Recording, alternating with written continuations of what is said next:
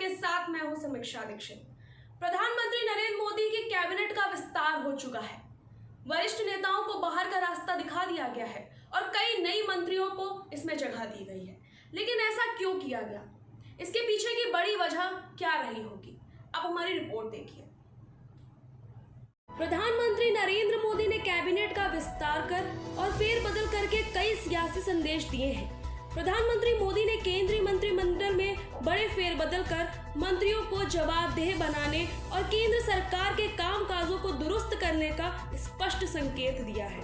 जिस प्रकार से 6 कैबिनेट मंत्रियों समेत 12 मंत्रियों को हटाया गया है और 7 राज्य मंत्रियों को प्रोन्नत कर कैबिनेट मंत्री बनाया गया है, उसके पीछे संदेश साफ है कि अच्छा काम करने वाले को बहुत मौके हैं, लेकिन यदि प्रदर्शन पर खड़े नहीं उतरे तो फिर कैबिनेट में ज्यादा समय तक नहीं टिक पाएंगे।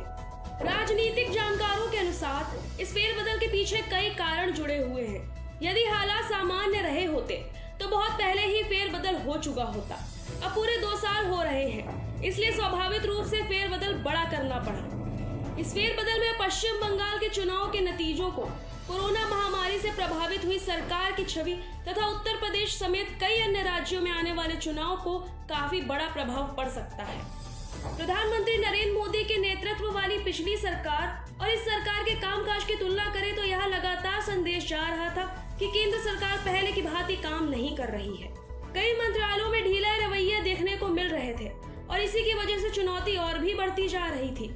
ये भी कहा जा रहा था कि कार्य जो केंद्र सरकार कर रही है आम रूप से वो जनता तक नहीं पहुंच रहे हैं। प्रधानमंत्री नरेंद्र मोदी ने राज्यों के चुनाव में स्थानीय मुद्दों के अलावा केंद्र सरकार की विकास योजनाओं को भी एक प्रमुख आधार बनाए जाने के पक्षधर रहे हैं। यह माना जा रहा है कि बंगाल चुनाव में हार के बाद कोरोना की दूसरी लहर में सरकार के प्रति नकारात्मक माहौल में बढ़ोतरी हुई है। इसे दूर करने के लिए हालांकि आने वाले दिनों में कई और बड़े कदम उठाए जा सकते हैं, लेकिन मंत्रिमंडल में बड़े बदलाव करने को एक बड़ा कदम के रूप में देखा जा रहा है। जानकारों के अनुसार जिस प्रकार से कई दिग्गज कैबिनेट मंत्रियों को हटाया गया है, उसमें साफ संकेत है कि सिर्फ वरिष्ठता के कारण ही कोई मंत्री नहीं बना रह सकता। ऐसा लगातार दिख रहा था कि कई वरिष्ठ मंत्रियों में जवाबदेही की भावना घट रही है, इसलिए उन्हें बाहर का रास्ता दिखा दिया गया। Delhi bureau news network.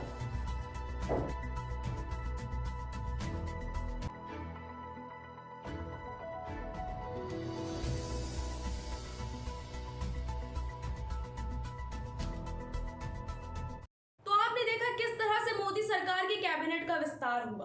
हालांकि ये 2 साल पहले ही हो जाना चाहिए था, लेकिन कोरोना काल के चलते ये चीजें स्थगित कर दी गई थी। कोरोना काल के समय केंद्र सरकार पर कई प्रश्न उठाए गए, जिसके चलते ये और भी अहम हो गया। आपको बता दें, कई वरिष्ठ मंत्रियों को इससे बाहर का रास्ता दिखा दिया गया है। कई नए चेहरों को इसमें जगह भी दी गई है। बंगाल चुनाव और कोरोना काल को मद्देनजर रखते हुए ये फैसला लेना और भी जरूरी हो गया। अब बात करते हैं उत्तर प्रदेश में आने वाले 2022 के विधानसभा चुनाव की। उस पे भी केंद्र सरकार की पूरी तरह से नजर बनी हुई है। मेरे साथ फिलहाल इतना ही। बाकी खबरों के लिए आप देखते रहिए न्यूज़ नेटवर्क।